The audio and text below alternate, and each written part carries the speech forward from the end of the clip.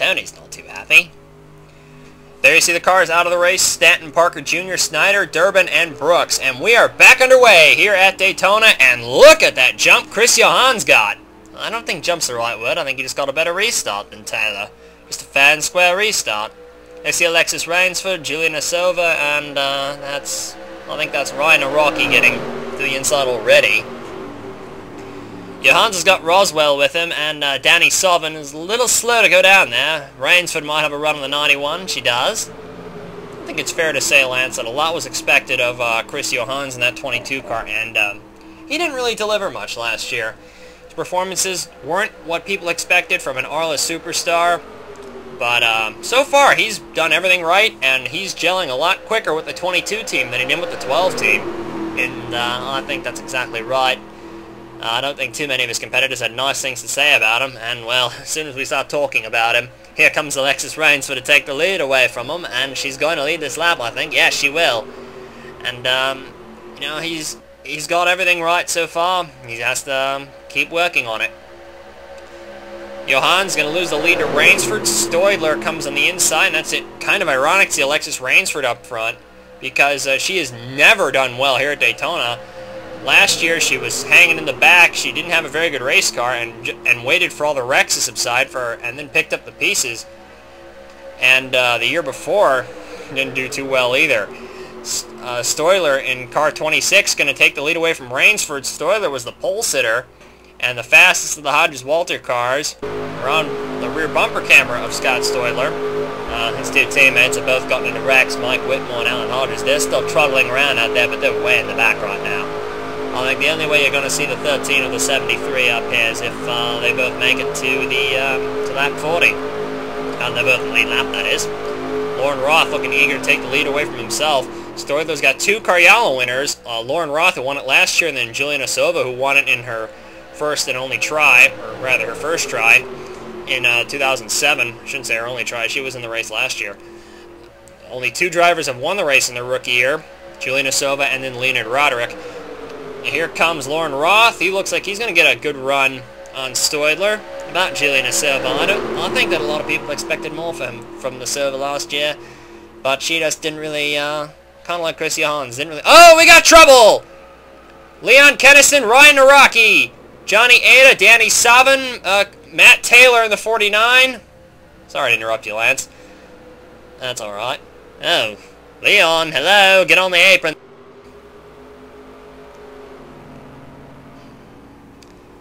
Well, I'm going to have to see where this one started brewing, and I think it was this...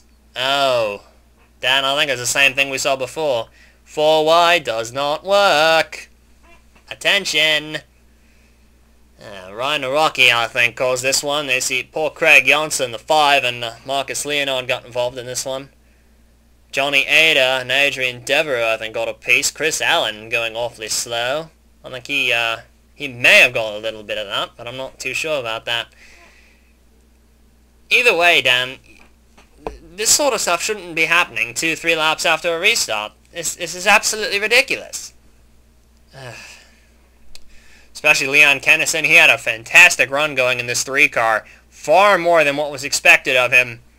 In fact, a lot of people were surprised to see him make the field, but he did brilliantly so far, and then, of course, it all goes down to madness. Ryan Araki in the 32 car, and Leon Kennison right at this epicenter of this. There you see Danny Savin in the 91, and then Kennison, whoa. Now see, that's what I'm saying, stay on the apron there, because Kennison really shouldn't be pulling up right in the middle of the racetrack like that. He should just stay on the apron once he'd already been involved. On board with Matt Taylor, winner of one of the 2 qualifying races. And it does appear that Ryan Araki pushed up the racetrack, and then poor Matt Taylor just in the way. And, well, he got collected in that mess. It's unfortunate, but that does happen in racing. I don't think Matt's going to be too happy about it either way. Well, got a bunch more onboard cameras for you. This is the first car in the second pack. This is Stuart Sandoval in the 4 Systems number 77 car. His teammate Ross Peterson, I think, got a little bit of damage in that. We're going to see the wreck unfold. Well, I don't think Sandoval has any has too much damage, but there comes flying through there on the outside, doing what Marcus Leonard did to get into the race last year. Just shoot on the outside, get in. Speaking of Marcus Leonard, we got it on board with him in the Dalton Racing Inglesby. That's Steph McGlynn over to his right in that many-colored 52 car. Oh, Marcus got a piece of that. He got the Beyonce. It's a shame. Both those guys are great cars, and well, it looks like Marcus is able to go on fine, and I think the 5 car doesn't look like he's got too much damage on him either. Rear bumper of Zach Duff's car, the 28 car. Well, there's no Rocky being where he shouldn't. And there's no Rocky taking out a bunch of cars. I think it's a little too early in the race for him to be making moves like that. If it was about maybe 10 laps to go, I'd probably say otherwise.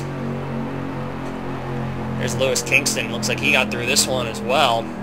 The number 84 car. Well, here's the aerial camera. Yeah, Ryan O'Rocky's trying to let Joseph Howard in. You know, I know he's trying to let Howard in the 17 car, but this sort of defies common sense. You know, it's not like Ryan to make mistakes like this, but, you know, it really does make you wonder what he was thinking. Or maybe, alternatively, he had some sort of problem that we don't know about yet, and that's what made him pull up in order to say, you know, I've got a problem, mate, I need to get out of the way. Although why he couldn't pull to the left is beyond me. On board James West. Ooh. He got a little damage there. West still looks like he's still able to continue on. Unfortunately, West's teammate Leon Kennison was not so lucky. He was right in the middle of that. Johnny Ada, the 04, also got a little damage, and I think Adrian Devereaux got through there. I don't think he did. See Adrian taking some places back, which he's supposed to do because he crossed the start-finish line before those cars. Alright, we're going to take a little break, and then we'll try to determine what exactly happened to Ryan Araki, and then we'll take the restart.